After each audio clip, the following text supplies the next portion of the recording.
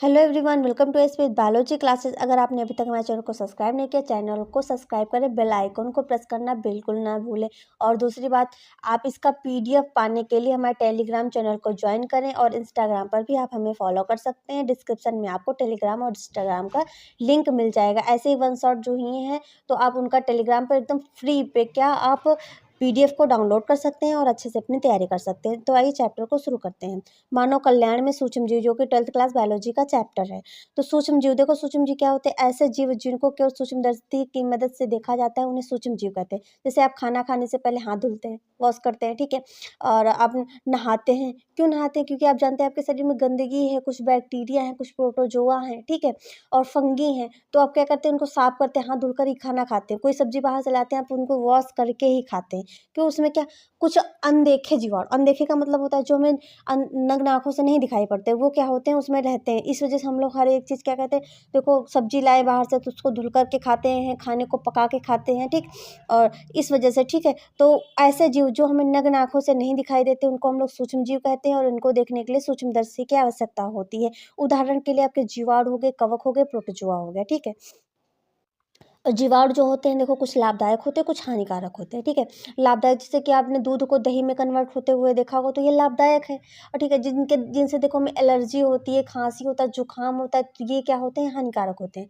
सबसे पहले हम लोग समझेंगे घरेलू उत्पाद में सूक्ष्म जीव, ठीक है। सूक्ष्म जीव से कई प्रकार के घरेलू उत्पाद बनते हैं। सूक्ष्म जीव से क्या होते हैं? कई प्रकार के घरेलू उत्पाद सूक्ष्म जीवों से बनाए जाते हैं। समझ लीजिए आप, ठीक है। दही, दही जो होता है ये लैक्टोबैसिलस, ठीक, लैक्टोबैसिलस जो होता है जीवाणु होता है, जैसे कि लैक्टिक एसिड का प्रयोग करके, जिसमें क्या होता है? लैक्टिक एसिड का प्रयोग करके दूध से दही बनाने के लिए किया जाता है, ठीक है। इसमें क्या होता है? दूध को थोड़ा-सा गर्म कर लेते हैं, ठीक, गर्म कर लेते हैं, फिर उसके बाद उसमें क्या होता है? लैक्टिक अम्ल, ठीक, लैक्टिक अम्ल जीवाणु निवेश स्रोत के रूप में क्या कर देते हैं? डाल देते हैं। इसको 30 से 40 सेंटीग्रेड पर धीरे-धीरे दही में ये क्या होता है? बदल जाता है, क्योंकि निवेश में क्या होता है? द्रव में लाखों जो LAB होते हैं, ठीक है। दही में विटामिन B12 पाई जाती है, ये आप नोट कर लीजिए। दही में कौन सी विटामिन पाई जाती है? B12 पाई जाती है। लैब शरीर में पाए जाने वाले हानिकारक जीवाणु को क्या कर देता है? नष्ट करने का कार्य करता है, ठीक है। ये दही देखो आपका मतलब देखो दही हो गया, ठीक। अब हम लोग पढ़ेंगे डोसा और इडली। ये आपका डोसा और इडली का डायग्राम लगा हुआ है। आप इस चित्र के माध्यम से आप देख सकते हैं। डोसा इडली देख कर के सबको खाने का मन कर रहा होगा, तो ये लगा हुआ है, ठीक है, और सब लोग खा लीजिए हैं। तो अब हम लोग समझते हैं इडली और डोसा क्या है, ठीक। इडली और डोसा क्या है? देखिए इनमें दाल व चावल के आटे को, अब सोच लीजिए जो हम लोग इडली और डोसा खाते हैं वो भी क्या बैक्टीरिया के माध्यम से बनता है, ठीक। ये कैसे बनता है इसको समझते हैं। देखिए इसमें दाल और चावल के आटों को बैक्टीरिया द्वारा क्या करते हैं? किण्वित किया जाता है, जिससे आटे में क्या होता है? कार्बन डाइऑक्साइड निकलने लगती है। जैसे आपने देखा होगा आटा को गूँथ के रख दो, फिर थोड़े दिन के जैसे कि 4-5 घंटे बाद या फिर मॉर्निंग में आप देखोगे उसमें से क्या होता है? बबल्स निकलते हैं, उसको कहते हैं कार्बन डाइऑक्साइड निकल रही है। कार्बन डाइऑक्साइड का फॉर्मूला CO2 होता है, ठीक है, लगती है। इसमें आटा क्या होता है? ढीला हो जाएगा, मुलायम हो जाएगा, खूब खूब पफ़ी हो जाता है, फूल जाता है, ठीक है। क्योंकि किण्वन एक प्रकार की अवायवीय श्वसन है, यानी कि अवायवीय श्वसन है, इसमें वायु की ज़रूरत नहीं होती है। इसमें शर्करा का अपूर्ण ऑक्सीकरण होता है और कार्बन डाइऑक्साइड उत्पादन के रूप में निकलती है। इसके लिए स्ट्रेप्टोकोकस सिफिलिस जीवाणु का प्रयोग किया जाता है, ये भी आप नोट कर सकते हैं।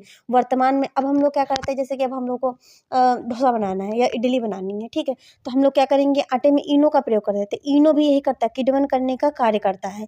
यह भी आटे में मिलाने पर क्या होता है? कार्बन डाइऑक्साइड को, देखो जब आपने देखा होगा इनो को आप पानी में डाल कर के पीते तो खूब सारे बबल्स निकलते हैं, ठीक, वो कार्बन डाइऑक्साइड गैस निकल रही होती है, ठीक है। उत्पन्न कर क्या होता है? किण्वित किण्वित यहाँ किण्वन देखो किण्वित लिख लेना, सही से लिख लेना है पटाई। वर्तमान में हम लोग देखिए क्या करते हैं? वर्तमान में हम लोग इनो का प्रयोग करते हैं। इनो को जैसे कि आपने देखा ग्लास में डाल के आप इनो पीते हैं, जब आपको जैसे कि डाइजेशन की समस्या हो जाती है, तो उसमें जो बबल्स निकलते हैं उसको कहते हैं कार्बन डाइऑक्साइड गैस कहते हैं। क्या कहते हैं? कार्बन डाइऑक्साइड गैस वो निकल रही होती है। तो कार्बन डाइऑक्साइड देखो किण्वित जो है उसको सही से लिख लेना। टाइपिंग में जो है प्रॉब्लम हो रही थी, तो इस वजह से नहीं सही से टाइप हुआ। तो किण्वित करके क्या होता है? आटे को कोमल करके, कोमल और क्या क्या कर देता है, ढीला कर देता है। जैसे ब्रेड जो आप खाते हैं, ब्रेड खाते हैं, ठीक है? और तो ये क्या होती हैं, तो इनको देखो, इनको किण्वित किया जाता है। अब हम लोग पढ़ेंगे ब्रेड या पाव, ठीक है? ये देखिए पाव रखे हुए हैं, चाय गरम-गरम चाय के साथ, ठीक है? घी में, मक्खन में क्या करते हैं, सेंक करके ब्रेड खाया जाता है, ठीक है? तो ब्रेड या पाव रोटी, ठीक? सभी लोग खाते हैं, तो देखिए, तो ये बनता कैसा है, ये भी क्या किया जाता है, बैक्टीरिया, ठीक है? बैक्टीरिया या कवक द्वारा, ठीक? यहाँ पे ये जो होता है आपका जो ब्रेड होता है, ये कवक के द्वारा बनता है, ठीक है? अभी हम लोगों ने 2 बैक्टीरिया के द्वारा देख लिया, कवक के द्वारा बनता है। ब्रेड निर्मित करने के लिए गेहूँ के आटों में मैस्क्रोमाइसीज नामक क्या होता है, कवक डाला जाता है। फिर कुछ समय के लिए गूँथे हुए आटे को छोड़ देते हैं, जिससे क्या होता है, अवायवीय श्वसन होने लगता है, इसमें भी होता है।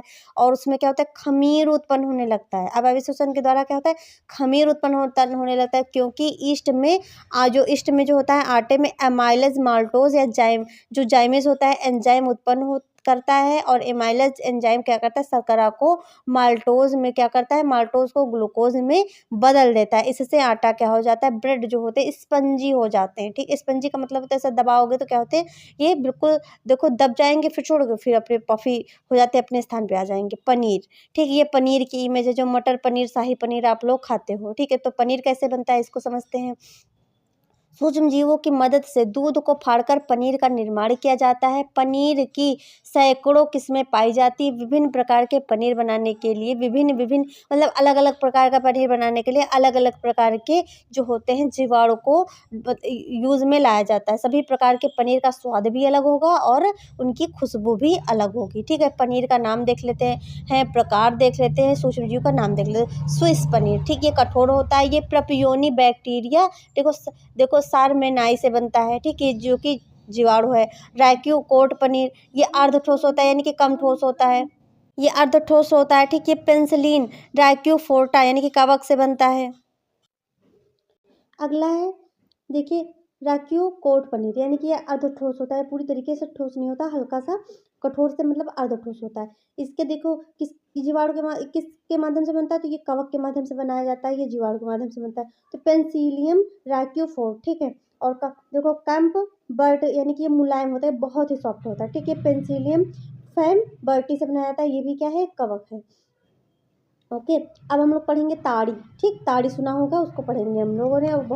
और जैसे कि इसका सेवन भी मतलब क्या है, जैसे कि जो कहते हैं, तो बहुत लोग सेवन भी इसका करते हैं। तो देखो, यह एक दक्षिणी भारतीय प्राचीन व पारंपरिक पेय पदार्थ है, ठीक? पीने में प्रयोग किया जाता है। इसके लिए ताड़ के वृक्ष में, ठीक है? जो ताड़ का वृक्ष होता है, उसके तने में क्या करते हैं, चीरा, जैसे ताड़ का वृक्ष है, उसके तने में क्या कर देंगे, चीरा लगा देंगे। तना है, उसके तने में चीरा लगा दिया जाता है। चीरा लगा कर के उसे तरल पदार्थ को क्या कर लिया जाता है, प्राप्त, यानी कि चीरा लगा दिया, यहाँ पे मटका ऐसे बांध दिया जाता है, इसमें क्या होता है, बुन-बुन करके चूता है। फिर इसमें क्या करते हैं, इसको एकत्रित कर लिया जाता है। इस सरल पद्धति में सूक्ष्म जीवों की सहायता से किण्वित कर लिया जाता है, जिससे हमें क्या होती है, ताड़ी प्राप्त होती है। ताड़ी कहाँ से प्राप्त होती है, ताड़ी जो है ताड़ के वृक्ष से प्राप्त होती है, ठीक है? अब हम लोग समझेंगे औद्योगिक उत्पाद में सूक्ष्मजीव, ठीक है? औद्योगिक उत्पाद में सूक्ष्मजीव। देखो, आज मानव के प्रयोग में आने वाली विभिन्न उत्पादों को औद्योगिक स्तर पर बनाया जाता है। इसके लिए बड़े बर्तन की ज़रूरत होती है, जिसे हम लोग फार्मेटर कहते हैं। इससे आज किण्वित पर और प्रतिजैविक पदार्थ क्या होते हैं, बनाए जाते हैं। किण्वित पेय पदार्थ, देखिए, किण्वित प्रक्रिया द्वारा प्राप्त होने वाले पेय पदार्थ को क्या करते हैं, किण्वित पदार्थ कहते हैं, यानी कि किण्वन की प्रक्रिया के दौरान जो हमें पेय पदार्थ प्राप्त होते हैं, उसे हम लोग किण्वित पेय पदार्थ कहते हैं, ठीक है? जैसे देखिए, इसके लिए ईस्ट को वीवर्स ईस्ट भी कहते हैं, ठीक है? देखिए, C6H12O6, ठीक है? ये ग्लूकोज का फॉर्मूला है। इसमें देखो 6 कार्बन जो है, 6 कार्बन है और 12 हाइड्रोजन है और 6 ऑक्सीजन है, ठीक है? इसमें क्या देखो, 2 एथिल अल्कोहल बनते हैं, 2 लगा है तो इसका मतलब 2 एथिल अल्कोहल है, ठीक? C2H5OH, ठीक? C2H5OH फॉर्मूला हल्का-सा गलत दिखा, C2H5OH, ठीक है? तो C2H5OH है, और यहाँ पे देखो, ये आपको एथिल अल्कोहल के 2 और प्राप्त हुए, प्लस का आपको कार्बन डाइऑक्साइड प्राप्त हुई, ठीक? कच्ची सामग्री आपके पास क्या-क्या होनी चाहिए, तो जौ का रस होना चाहिए, ठीक? जौ का रस बियर के बनाने काम में आता है। फलों का रस ब्रांडी बनती है, अनाज के रस से व्हिस्की बनती है, सेब के रस से वोडका बनता है, ठीक? तो ये कच्ची सामग्री के पेय पदार्थ हैं, ये कच्ची सामग्री है और ये उससे बनने वाले पदार्थ हैं, ठीक। जौ के रस से बियर बनती है, फलों के रस से ब्रांडी बनती है और अनाज के रस से विस्की बनती है और सेब का जो रस होता है, सेब का रस, उससे क्या बनता है, वोडका बनता है, ठीक है। अब हम लोग समझेंगे प्रतिजैविक पदार्थ क्या होते हैं। देखिए जैविक में प्रतिकार्थ, देखो जैविक जो होता है, जैविक देखो प्रतिजैविक में देखो प्रति का अर्थ होता है विरोध, ठीक है। प्रति का अर्थ होता है विरोधकता, ठीक। और जैविक का अर्थ होता है जीवन। समझ में आ गया, दो का अर्थ समझ में आ गया, इसका अर्थ समझ में आ गया। तो देखिए तो अर्थात यह रोग उत्पन्न करने वाला जीव को नष्ट करने, अर्थात यह रोग को क्या करता है, रोग उत्पन्न करने वाले जीवों को नष्ट कर देता है, ठीक। प्रति मतलब विरोध कर देता है, जैव मतलब जीवन देता है, ठीक है। तो मतलब जो हानिकारक जीवाणु होते हैं उनको ये नष्ट कर देता है और हम लोगों को जीवन देता है, ये समझ लीजिए, ठीक है। रसायन होता है, ठीक। नष्ट करने का क्या होता है, रसायन होता है, जिसको हम लोग कहते हैं प्रतिजीवक, ठीक।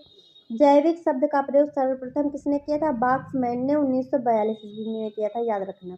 प्रथम प्रतिजैविक औषधि पेंसिलिन है, ठीक है। प्रथम प्रतिजैविक औषधि जो है पेंसिलिन है। इसकी खोज जो अलेक्जेंडर फ्लेमिंग ने 1928 में की थी। पेंसिलिन का निर्माण पेंसिलियम क्राइसोजीनम और पेंसिलियम नोटेटम कवकों द्वारा होता है। हार्वर्ड फ्लोर ने पेंसिलियम को एक प्रभावशाली और शक्तिशाली प्रतिजैविक के रूप में क्या किया था, पुष्टि दी थी कि ये बहुत ही प्रभावशाली और प्रतिजैविक है पेंसिलिन जो है। फ्लोरीचैन, ठीक है। फ्लोरीचैन और फ्लेमिंग को इस महत्वपूर्ण खोज के लिए सन 1945 ईस्वी में क्या मिला था, नोबेल पुरस्कार मिला था।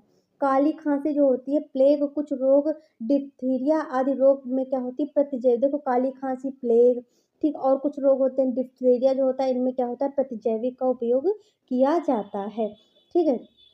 अब हम लोग समझेंगे रसायन, एंजाइम तथा अन्य जैव सक्रिय अणु, ठीक है। रसायन, एंजाइम तथा अन्य जैव सक्रिय अणु, ठीक है। तो कुछ विशेष प्रकार के रसायन, ठीक है, कुछ विशेष प्रकार के रसायन जो होते हैं, रसायन जो होते हैं जैसे कार्बनिक अम्ल, अल्कोहल, एंजाइम आदि के व्यावसायिक तथा औद्योगिक उत्पादन में सूक्ष्म जीवों का बड़े पैमाने पर क्या किया था, उपयोग किया था। रसायन जो होता है अम्लीय उत्पादों के उदाहरण जैसे सिट्रिक अम्ल से प्राप्त होता है एस्परजिलस नाइगर कवक द्वारा, ठीक है। एस्परजिलस जो होता है नाइगर कवक के द्वारा हमें क्या प्राप्त होता है, सिट्रिक अम्ल प्राप्त होता है, ठीक है। देखो और जो ऐसी देखो एसटीआई जो ऐसी बैक्टर जो एसटीआई जीवाणु है उसके द्वारा हमें क्या प्राप्त होता है, ब्यूटिक अम्ल प्राप्त होता है, ठीक है। लैक्टिलोबैसिलस द्वारा हमें लैक्टिक अम्ल प्राप्त होता है, जो कि भी हम लोगों ने दही बनाने में देखा था। इथेनॉल के बड़े पैमाने पर उत्पादन के लिए सैक्रोमाइसिस जो सैक का प्रयोग किया जाता है इथेनॉल बनाने के उसमें। एंजाइम क्या होते हैं, एंजाइम को समझते हैं। देखो लाइपेज का प्रयोग अपमार्जक संरूपण तथा धुलाई में, कपड़ों से तेल के धब्बे हटाने में किसका, एंजाइम का प्रयोग, लाइपेज का प्रयोग किया जाता है।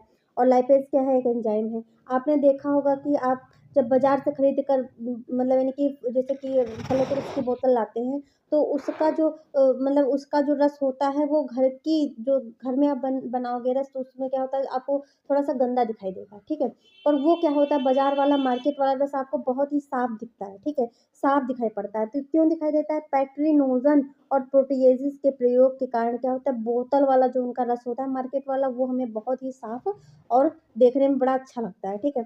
जैव सक्रिय अणु क्या होते हैं, देखो साइक्लोप्रोपीन ए, ठीक है। साइक्लो देखो साइक्लोस्पोरिन ए जैव सक्रिय अणु है जिसका उपयोग अंग प्रतिरोपण में, किसका, अंग प्रतिरोपण, जैसे कि आपकी किडनी, जैसे कि किसी किसी की किडनी खराब हो जाती है, फिर आंखें जैसे कि, तो आज जब हम लोग नेत्रदान करते हैं, जैसे कि आप नेत्रदान करते हैं लास्ट स्टेज में अधिकतर सभी लोग नेत्रदान करने चाहिए और सबको करना चाहिए, ठीक। मोस्टली सबको करना चाहिए, जैसे कि हम हैं तो हम भी फॉर्म भर दें। और तो इससे क्या होता है, जैसे कि हम लोगों का जब जीवन देखो पृथ्वी पर आए हो तो जीवन समाप्त होना है, एक दिन सबका समाप्त हुआ। पर इससे क्या होता है कि जैसे कि जो बेचारे अंधे हैं, जो बेचारे अंधे हैं, जो दुनिया को नहीं देख सकते हैं, पर आप जाते जाते दुनिया से जाते जाते वो इंसान क्या होते हैं, नेत्रदान करके दूसरों को अपनी आंखें दे करके जाते हैं, जिससे क्या होता है उसके माध्यम से वो भी दुनिया को देख सके। तो ये एक बहुत ही अच्छा कार्य है, ठीक है। तो इसको कहते हैं अंग प्रतिरोपण, ठीक है। इसको क्या कहते हैं, अंग प्रतिरोपण कहते हैं। तो ये क्या करता है, प्रतिरक्षा निरोध कारक के रूप में क्या करता है, रोगियों में किया जाता है। इसका उत्पादन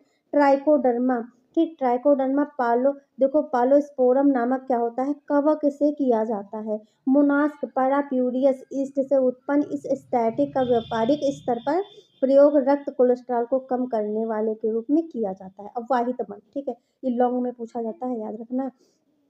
एक बड़े-बड़े शहरों व कस्बों में घरों से निकला मनुष्यों का मल, नालियों में बहता गंदा पानी, ठीक है?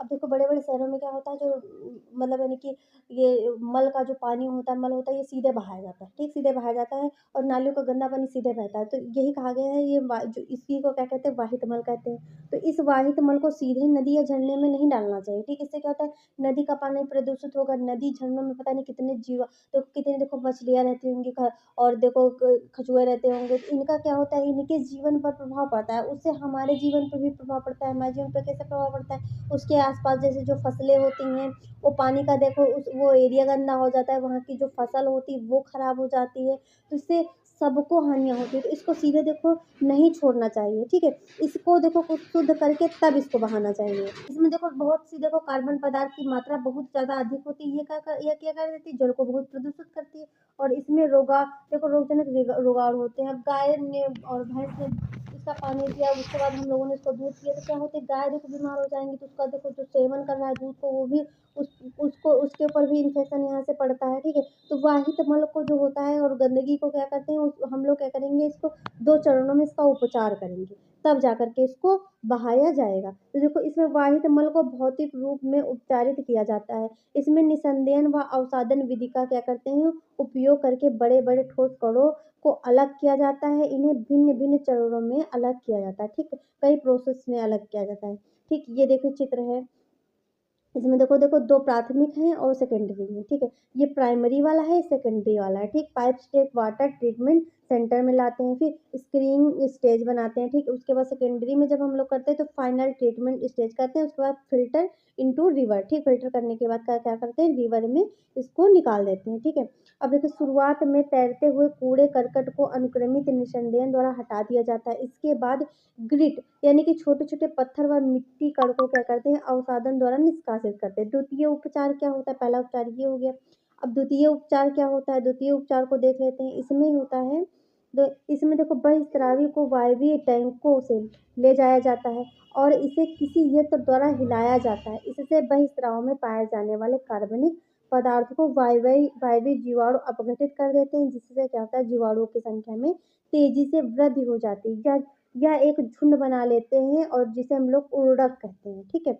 हम कह सकते हैं कि बीओडी ठीक बीओडी जितना पानी में ज़्यादा होगा उसमें कार्बनिक पदार्थ भी उतने ही ज़्यादा होंगे, ठीक है? जितना भी बीओडी ज़्यादा होगा उसमें क्या होता है कार्बनिक पदार्थ उतने ही ज़्यादा होते हैं। पानी में देखो पानी उतना ज़्यादा गंदा होगा। जब बहिस्रावी बीओडी कम हो जाता है तो बहिस्राव और निस्संदेहन जो होता है टैंक में भेज दिया जाता है। इस अवसाद को क्या कहते हैं सक्रियत आपंक कहते हैं। बीओडी ऑक्सीजन की देखो 98% मात्रा होती है। बीओडी जो होती है ऑक्सीजन की 98% मात्रा होती है। 1 लीटर पानी में पाए जाने वाले कार्बनिक पदार्थ को अपघटित करके जीवाणुओं द्वारा ये उपयोग में लाया जाता है। बायोगैस के उत्पादन में सूक्ष्म जीव इसको देख लेते हैं। देखो बायोगैस गैसों का वह समूह होता है जिसमें मीथेन 50 से 70% व अन्य गैसें देखो सम्मिलित होती हैं, ठीक? अन्य गैसें आपका अलग चीज़ हो गई जैसे कार्बन डाइऑक्साइड हो गई इत्यादि गैसें हो गई, ठीक है? जैव भारों से प्राप्त ऊर्जा का स्रोत गैस के रूप में जैव गैस का निर्माण होता है। गोबर से प्राप्त जैव गैस को क्या कहते हैं? गोबर गैस या बायोगैस कहते हैं। गाँव में आपने गोबर गैस सुना होगा, ठीक है? तो बड़ा सा ऐसे करके बना दिया जाता है सीमेंट का उसके अंदर होती है, गोबर खूब सारा भरा जाता है। गोबर गैस संयंत्र निम्नलिखित चरणों में पूर्ण होता है। चरण इसके देख लेते हैं सबसे पहले स्लरी टैंक ठीक सबसे पहले क्या होता है स्लरी टैंक होता है इसमें छोटे छोटे से टैंक में क्या होता है गोबर को पानी के साथ मिला दिया जाता है और इसमें स्लरी बनाते हैं ठीक है इसे स्लरी को पाइप द्वारा डाइजेस्टर टैंक में जोड़ा जाता है ठीक है ये डायग्राम ये चित्र दिया हुआ है ठीक है ये देखिए ये गैस है ये गैस होल्डर है ये फ्लूइडेज है ठीक है ये देखो डाइजेस्टरी टैंक है ये डंग वाटर है ठीक है जो ये डंग है ये वाटर है इसमें CH4 CO2 और H2O ठीक H2 ठीक है यानी कि हाइड्रोजन गैस ठीक है डाइजेस्टर टैंक अब देख लेते हैं क्या होता है डाइजेस्टर टैंक क्या होता है तो देखिए यह एक टैंक है जो 10 से 15 फीट क्या होता है गहरा होता है जिसकी दीवारें पक्की ईंटों से बनी हुई होती हैं इस स्लरी को संग्रहित किया जाता है या गोबर का अपघटन जीवाणुओं द्वारा करता है जिससे बायोगैस हमें प्राप्त होती है यह टैंक वायु रोधी होता है यानी कि इसमें वायु नहीं जा पाती और गैस होल्डर देखो डाइजेस्टर टैंक में बनी गैस तैरते हुए क्या होती है ऊपर की ओर होल्डर में इकट्ठा हो जाती है इस होल्डर में एक निकास पाइप उपस्थित होती है जिससे अलग अलग तिगड़े में क्या होती है गैसें की जरूरत को पूरा किया जाता है। स्लर टैंक क्या होता है, अपघटन के बाद कच्चे गोबर को टैंक से जुड़े पाइप द्वारा क्या कर दिया जाता है, निकाल दिया जाता है तथा गैस ऊर्जा स्रोत के रूप में कार्य करती है। बायोगैस के फायदे क्या क्या होते हैं, ठीक, आपसे फायदे पूछे जा सकते हैं कि फायदे लिखने को बताए 2 या 4 नंबर के क्वेश्चन में, ठीक है। तो देखो, इसे आसानी से प्राप्त किया जा सकता है। इसका उपयोग भोजन बनाने व रोशनी अन्य ऊर्जा स्रोत में किया जाता है। इससे प्राप्त उप उत्पाद को उर्वरक के रूप में भी, मतलब जो गोबर निकला, कच्चा मटेरियल निकला, ठीक, सामग्री निकली, उसको आप खेतों में भी डाल सकते हैं। इसके द्वारा गोबर से होने वाले प्रदूषण, जो गोबर से होने वाला जो प्रदूषण होता है, उसको उससे भी बचा जा सकता है, क्योंकि इसको पहले हमने देखो, इससे हम लोगों ने गैस बना ली, ऊर्जा प्राप्त कर ली, उसके बाद जो निकला उसको हम लोगों ने पास बना करके जैव उर्वरक बना करके इसको खेतों में उपयोग हो गया, ठीक है। अब जैव नियंत्रण कारक के रूप में सूक्ष्म जीव कैसे, तो देखो, मनुष्यों ने कृषि उत्पादन को बढ़ाने के लिए और फसलों को रोगों से बचाने के लिए विभिन्न रासायनिक पीड़क नाशकों का प्रयोग करते हो, सभी करते हैं, ठीक है। कि मतलब बहुत सी घास होगी, कोई घास मारने वाले, देखो, खरपतवार हट को हटाने वाली दवाई डाल दो तो खरपतवार हट जाएगा, तो इससे पैदावार अच्छी होगी, बोला जाता है, ठीक है।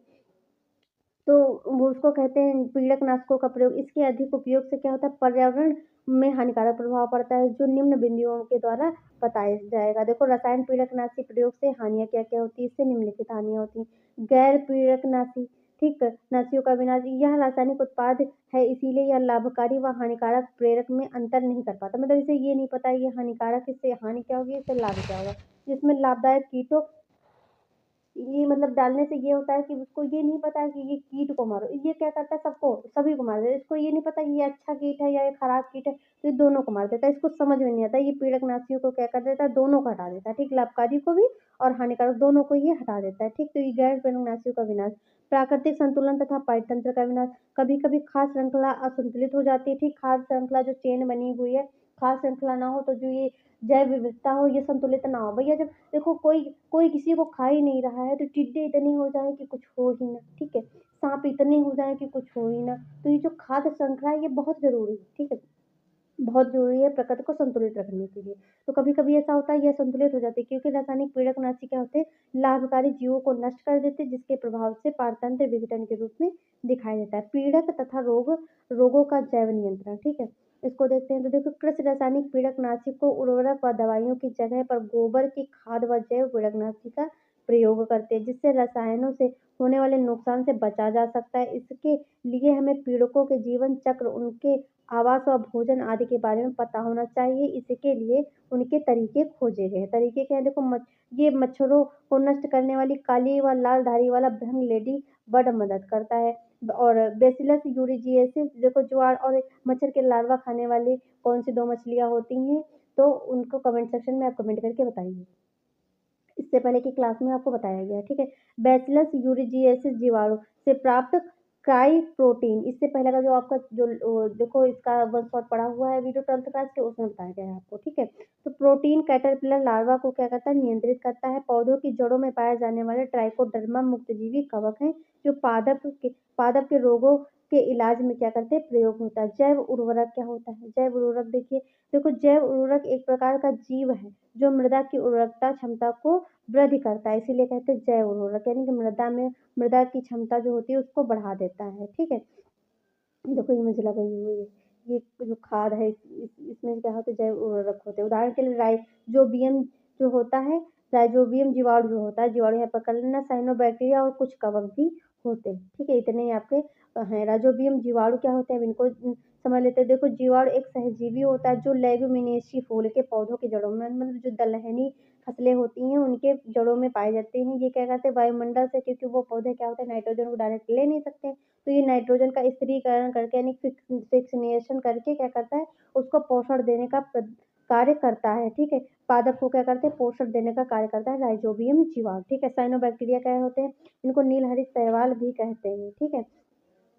नीलहरी शैवाल भी कहते हैं। देखो, एनाबीना नॉक्सटॉक साइनोबैक्टीरिया मुक्त नाइट्रोजन को नाइट्रेट में परिवर्तित करके मृदा की उर्वरकता को बढ़ाने का कार्य करते हैं। इसीलिए धान के खेतों में साइनोबैक्टीरिया का उपयोग किया जाता है, जिसको आप काई कहते हो, ठीक, काई कहते हो, वही है शैवाल, ठीक है। वही शैवाल, वही एल्गी, ठीक, जो हरी हरी लगी हुई होती है। तो ये देखो, कई प्रकार की होती है, ये आपको चित्र में दिख रहे हैं, ठीक है। तो देखिए, आपका देखो ब्लू ग्रीन एल्गी हो गई, ठीक, ब्लू ग्रीन एल्गी, जिनको हम लोग साइनो फाइटा कहते हैं, तो इनमें आपका देखो स्पाइडर वगैरह हो गया, तो इस देखो स्पाइडर वगैरह हो गया आपका, ठीक। तो ऐसे और आपको देखो क्लाइडोमोनास ऐसे करके काफ़ी होती हैं एल्गी जो होती हैं, तो इनका प्रयोग किया जाता है धान के खेतों में। ये हम लोग की देखो वन शॉट कंप्लीट हो गई। अगर आपको हमारी क्लास अच्छी लगे तो हमारे चैनल को लाइक, शेयर एंड सब्सक्राइब करें। पीडीएफ के लिए टेलीग्राम को ज्वाइन करना बिल्कुल भी ना भूलें और हमें आप इंस्टाग्राम पर फॉलो करें। Thanks for watching.